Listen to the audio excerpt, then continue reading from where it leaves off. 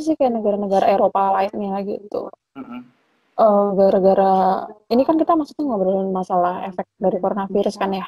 Jadi Iya, di sini tuh sekarang coronavirus yang di Rusia tuh udah sampai 124.000. 124.000. Itu yang terinfeksi ya? Itu sudah positif, sudah terinfeksi. Mm. Terus tapi sudah sekitar 2,5 juta orang yang dites gitu loh, kayak apa sih namanya, tes corona atau apa sih namanya, rapid test. Rapid Udah, test, rapid test. ya rapid test itu udah sampai 2 juta penduduk udah di rapid test. Terus ya itu tadi 124 orang udah terjangkit. Cuma hebatnya mereka tuh yang mati itu cuma 1.200, kurang lebih 1.200 orang Oke, dari yang 100 matinya yang malah kecil ya. Tapi jumlah terinfeksinya sampai sekarang masih meningkat. Apa maksudnya? masih sih, masih masalahnya tiap hari tuh kayak nambah 2.000 3.000 gitu, Wow. udah nggak ada gitu loh. Maksudnya awal bulan Februari kan nambahnya cuma 1 2, mungkin seminggu tuh paling cuma 5 orang 6 orang. Sekarang tuh kayak mimpi aja gitu, kayak tiap hari tuh sampai 2.000 3.000 orang yang terinfeksi gitu kan, kayak wow, emang separah ini ya virus ini, benar-benar mati banget sekarang di sini. Apa namanya? Kalau penduduknya itu besar Indonesia apa Rusia sih?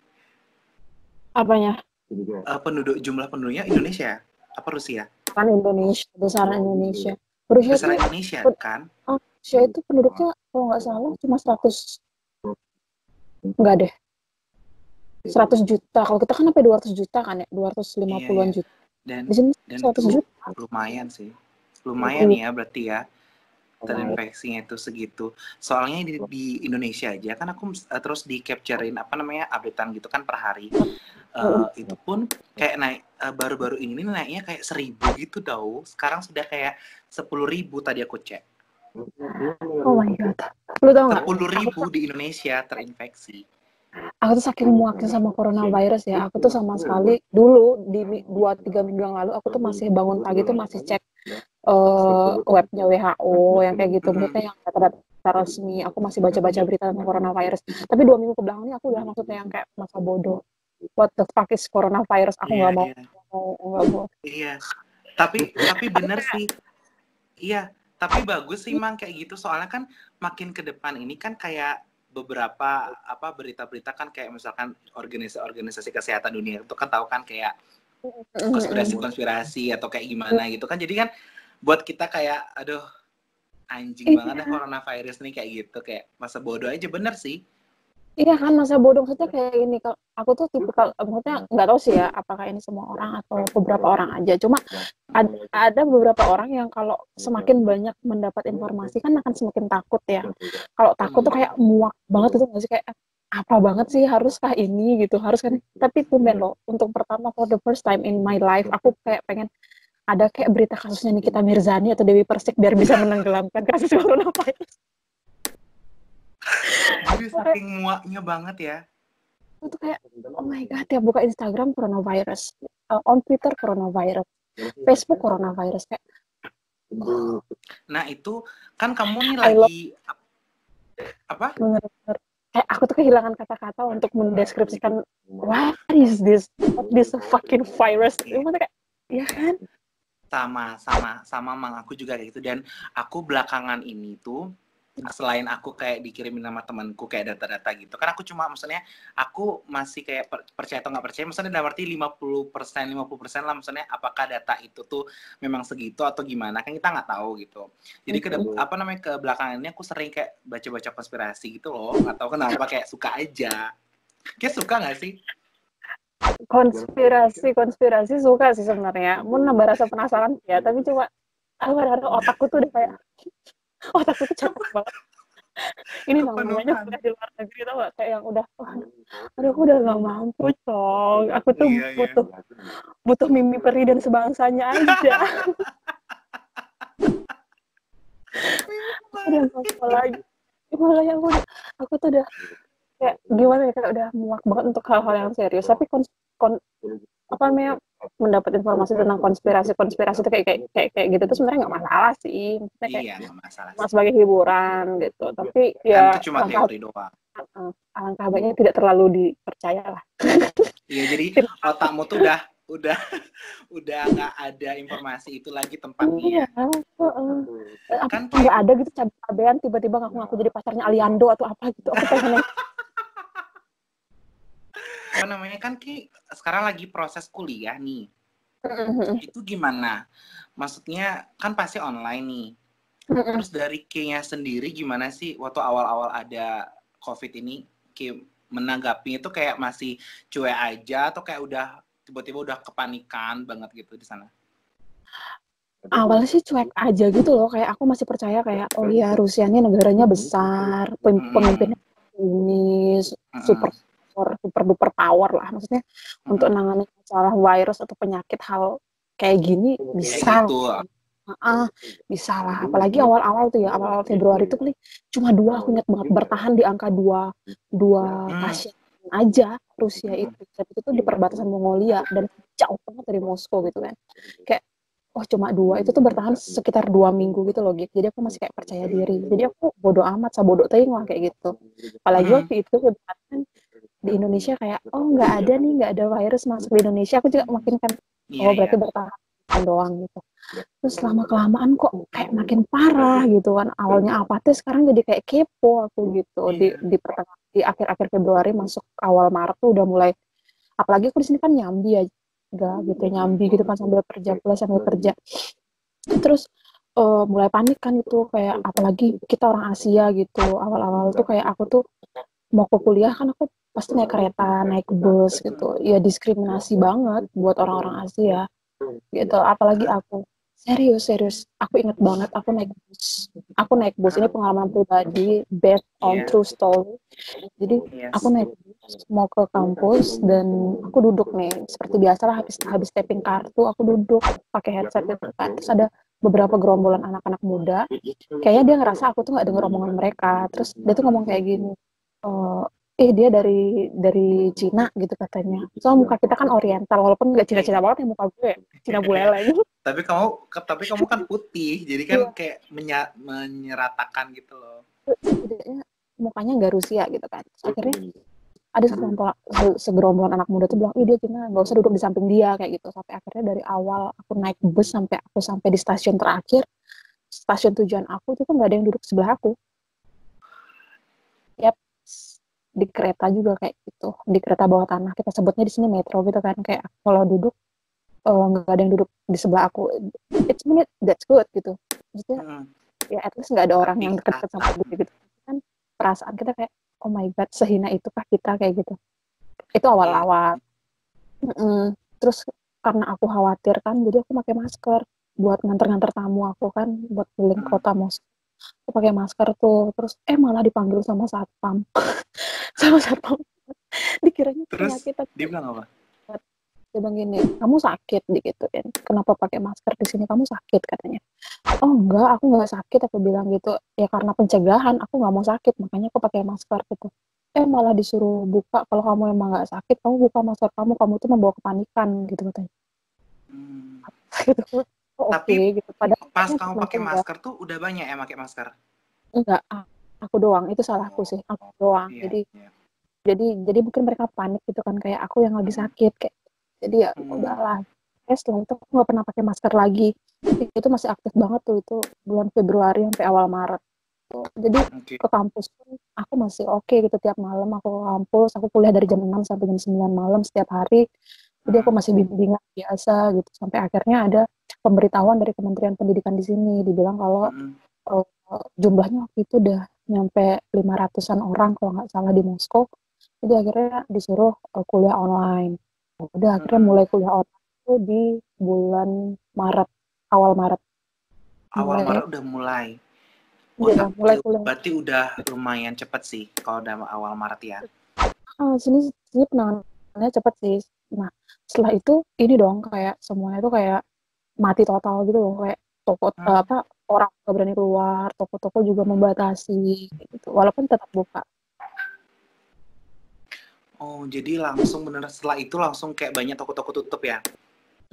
Toko sih sebenarnya nggak tutup, jadi mereka kayak membatasi diri gitu loh, kayak berapa orang boleh masuk ke dalam toko mereka, kayak mungkin sekalinya buka pintu tuh di dalam toko tuh Hmm. orang, nanti Iya, setelah iya, itu iya, baru. iya. Ada jarak gitu kan ya. Bahkan terakhir aku nganter tamu itu, tamu dari Kementerian Pariwisata ya, dia mau buka pameran di sini gitu, itu tanggal Hmm. 9 Maret. Aku ngurus itu semua, kita sudah loading barang, sudah masang rigging ya, udah masang baliho, spanduk, banner semuanya yang Wonderful Indonesia, yang pokoknya Hmm. reclaim reclaim buat eh, pariwisata, promote buat pariwisata kita. Terus udah masang, udah sewa gedung semua. Ternyata H-1 itu semua dibatalin, cancel. H-1 men. H-1 keluar keluar kayak apa ya? Kalau di situ sih bilangnya sprapa. Sprapa tuh kayak kayak surat surat edaran Surat gitu. edaran. Kayak surat edaran gitu kayak eh, nggak boleh ada kegiatan massa yang melibatkan massa lebih dari 30 orang apa berapa gitu kalau nggak salah. Akhirnya kan itu pameran nggak mungkin dong, nggak lebih dari Hmm. 30 orang, krunya Iya, Indonesia itu orangan gitu kan. iya, Terus iya. gitu. Akhirnya nggak jadi, dibatalin semua, itu rugi berapa, aduh kasihan sih klien, kasihan. Akhirnya ya udah, itu di cancel, H-1 banget, dan akhirnya gara-gara itu jadi kita tuh kayak buru-buru gitu loh. Dan itu waktu itu juga beberapa hari kemudian bandara ditutup, jadi tidak ada penerbangan dari Moskow ke luar negeri. Dan itu Oh gitu. kasihan Terus banget. ah, Jadi sebenarnya sampai penanganannya cepat sekarang, banget. Sampai sampai sekarang sekarang juga masih di bandara. masih ditutup. Seingat aku Nggak tahu penerbangan terakhir sampai kapan. nggak tahu sampai kapan. Nah tapi kalau di Rusia sendiri kemarin Presiden Vladimir Putin tuh udah ngadain press conference gitu. Jadi sampai tanggal 11 Mei isolasi mandiri itu bakalan berlaku sampai tanggal 11 Mei aja. Jadi setelah tanggal Ah, 11 Mei kondisinya sudah membaik, kita udah boleh keluar gitu. Artinya orang-orang udah boleh kerja ke kantor, nggak kerja dari mm-mm, rumah lagi, mm-mm. nggak ada pembatasan. Sekarang juga kalau kita mau naik angkutan umum, kita harus kayak ngasih gini loh, apa namanya, ngajuin apply surat izin, Cong. Kayak apply Ah, via online. Iya serius, kita harus apply, kita mau kemana, kita dari mana, misalnya dari enggak, dari Panjer mau ke ah. Nusa Dua. Jadi di Iya, ya. aplikasi itu kita bilang, kita rumah kita di Panjer, kita mau ke Nusa Dua dari jam sekian sampai jam Kepentingannya sekian. apa? Ini apa? Gitu. Nanti kalau udah punya surat itu, sudah keluar suratnya, itu kan via online kan. Kalau kita mau keluar kemana-mana, kalau ada surat itu kita nggak ditangkap polisi. Tapi kalau keluar Mm-mm. kemana-mana, nggak ada surat itu, denda cong sampai 1 juta Berapa? sampai 1 sampai 3 jutaan kalau dirupiahin. Wah, Cuma perkara tapi tuh keluar. iya, itu lumayan gini loh, lumayan apa sebenarnya ketat loh di negara negaramu tuh ketat loh lumayan. Aku kan kayak nanya-nanya juga Iya. teman-temanku di beberapa kan, itu kayak cuma didenda gitu aja. Ya which is itu bagus sih mungkin untuk mengurangi gitu kan ya, untuk mengurangi yang terinfeksi gitu kan. Nah terus apa namanya, kan kamu nih pas apa namanya kuliah online tuh, itu kan otomatis kayak eh, semua kayak apa ya kayak pembayaran atau apa-apa gitu kan, itu gimana, itu bakal bill itu gini tetap atau gimana, ada tanggungan dari kampus kah atau pemerintah gitu? Untuk sementara sih kalau untuk aku, untuk kampusku, untuk asramaku, aku sih masih oke. Karena kan sebenarnya Hmm, aku kan di sini beasiswa nih, Gik. Jadi uang hmm, kuliah aku tuh sebenarnya semua sudah ditanggung oleh pemerintah Rusia. Tidak iya, ada hal lain yang aku bayar untuk kehidupan perkuliahanku, kecuali hmm, praktikal yang emang aku buat untuk diriku sendiri kayak gitu, buat video oke, atau apa gitu. hmm, Nah, tapi untuk asrama, aku kan kita kan bayar sendiri untuk hmm, Nah, itu aku tetap tetap bayar dan itu tuh kita bisa bayar melalui bank online gitu loh. Jadi sebenarnya nggak ada iya, masalah, kita masih punya stok rubel gitu. Dan aku juga sebenarnya dapat beasiswa dari pemerintah sini untuk kehidupan sehari-hari. Istilahnya untuk hmm, transport lah. Dan setiap hmm, kampus, kalau di Rusia ini setiap kampus nominalnya berbeda. Setiap hmm, jurusan, setiap jenjang pendidikan itu nominalnya berbeda. Ada kalau di kampus aku masih menerima sampai bulan ini, bulan April kemarin, aku masih menerima uang itu. Tapi di hmm, beberapa lain yang ada di Moskow, yang ada di Rusia, anak-anak Indonesia tuh udah nggak dapet, bukan nggak dapet sih, udah dipotong uang uang ininya, uang Tanggungan itu beasiswa, ya. tanggungan yang dari Ah, pemerintah. Kayak yang harusnya oh, dapat 5.000 rubel, jadinya cuma 2.500 rubel gitu. oh, tapi Harusnya itu dapat lumayan ya. iya, itu lumayan banget. Dan beberapa infonya sih beberapa teman-teman di sini, teman-teman Indonesia yang di sini, mahasiswa Indonesia yang di sini, di asramanya dia tuh kayak di karantina ketat gitu loh. Yang kayak bener-bener nggak Hmm. boleh keluar kamar sama sekali, even buat ibadah, even buat beli makan, even buat ngambil uang di ATM tuh nggak boleh. Jadi even buat ini Cong, buat mesen makanan melalui aplikasi itu tuh nggak boleh turun ke bawah buat Ah, ambil di abang kurirnya gitu. Jadi mereka tuh beli makan tuh kayak di kampusnya gitu loh.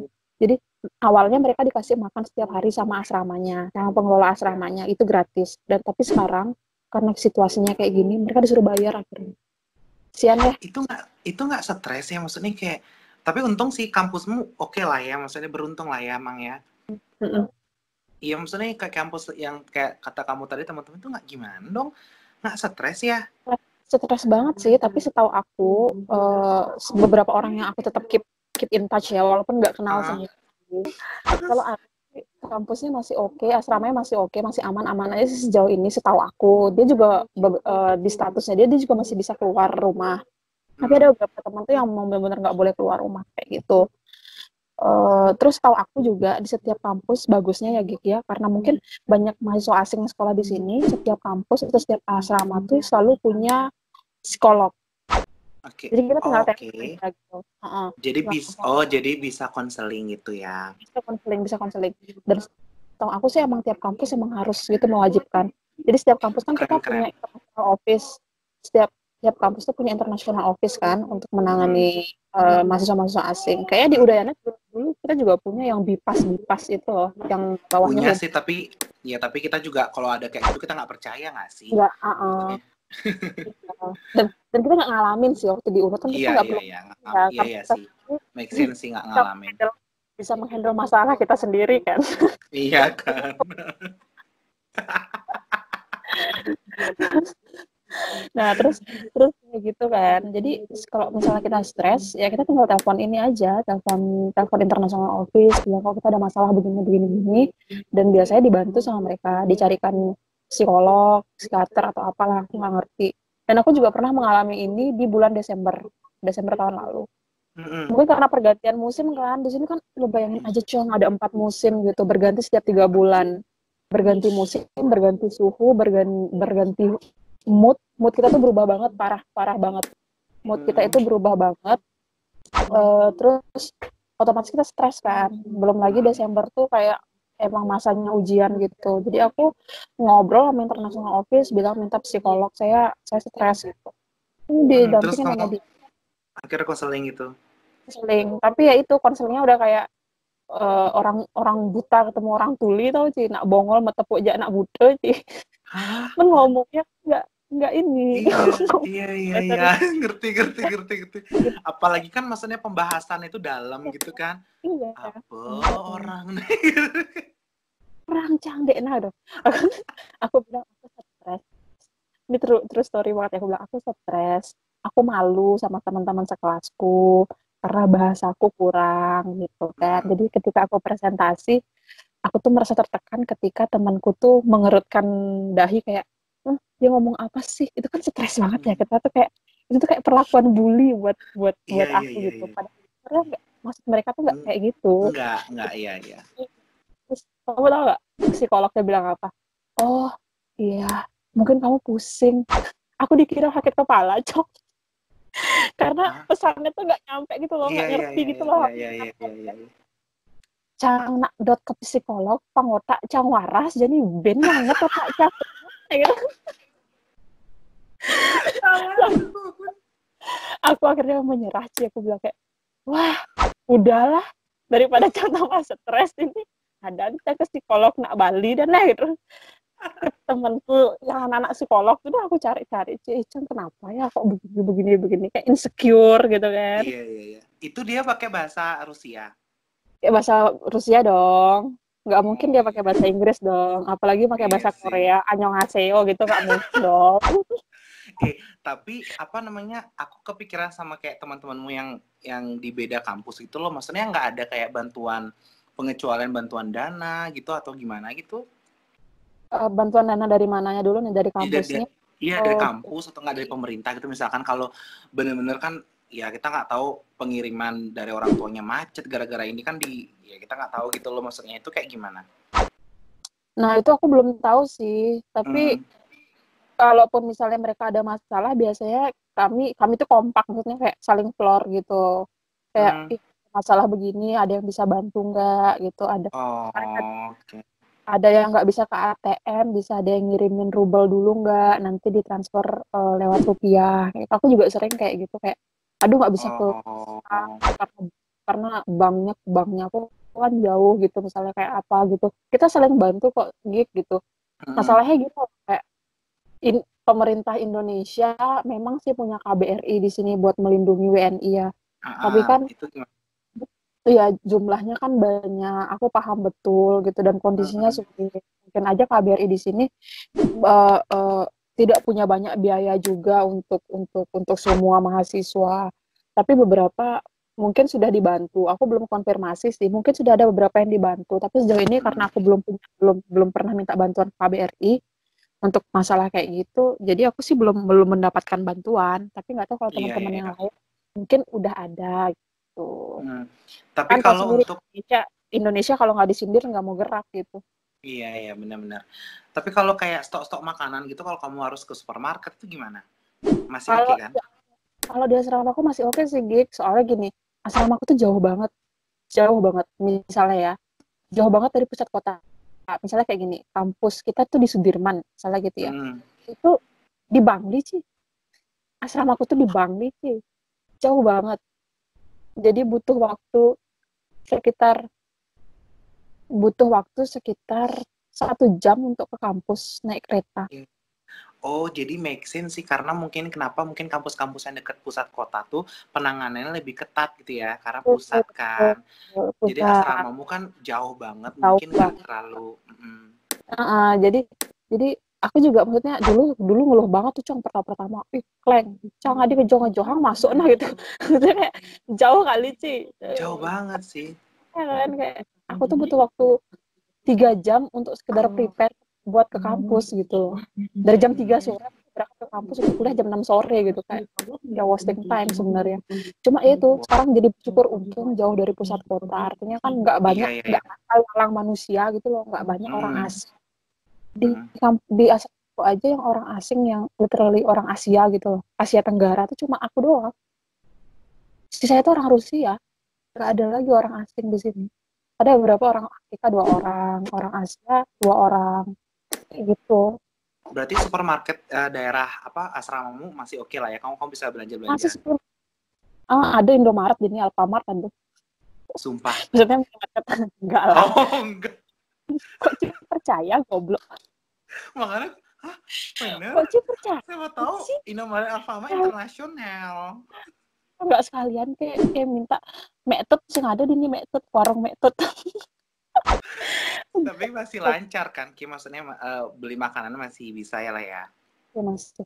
Tapi Tapi supermarket rame nggak? Maksudnya rame nggak di daerah sekitar asramamu? wah dibilang rame sih rame sebenarnya, tapi jarang ada orang keluar rumah. Oh, jarang Mereka banget. mereka keluar tuh paling cuma rumah ke bank atau enggak rumah ke supermarket. Di supermarket pun kan juga dibatasi kan beberapa orang yang boleh masuk gitu. Jadi masih aman sih kalau aku. Tapi kalau teman-teman yang lain nggak tahu gitu. Karena aku juga Hmm, kayak kayak memfilter diri gitu loh. Kayak aku nggak mau lah terlalu sering-sering berinteraksi. Bukan nggak mau, bukan yang nggak ramah, tapi kayak menghindari iya, aja. menghindari ya, ya, ya, benar-benar benar. Terus apa namanya kira-kira Ki ada nggak sih misalnya pesan-pesan lah buat yang nonton nanti gimana selama pandemi ini menanggapinya biar lebih tambah kuat lagi hal positifnya gitu loh. Kayaknya nggak pantas banget aku ngomongin hal positif soalnya aku mau ngasih satu saran sih ya, maksudnya ya Apa? aku memang pekerja media, memang aku pekerja Ah, media, aku ah, sangat suka ketika berita aku dibaca orang, jadi bakalan mm, banyak iklan yang masuk dalam halaman beritaku. mm, Tapi untuk sekarang baca berita itu secukupnya aja. Iya. Baca berita tentang apapun itu secukupnya aja, karena biar nggak khawatir lebihan tuh kita jadi parno. Jadi kita bakalan punya pemikiran-pemikiran aneh yang lain, kayak takut ketemu sama orang. Jadi kita banyak belanja, buying gitu, awal-awal Maret tuh kita ngalamin itu. Terus kita kayak ya kan, jadi kayak ansos, jadi kayak nggak respect sama orang. Contohnya yang penolakan jenazah yang kayak gitu. Jangan terlalu, secukupnya aja gitu. Terus kalaupun misalnya mau ngejaga diri, caranya yang wajar aja, nggak usah lebay, nggak perlu pakai APD ke supermarket, ke pasar pakai APD. Kle, nggak ada yang bilang Ci semua itu keren kalau Ci pakai APD, bener aja.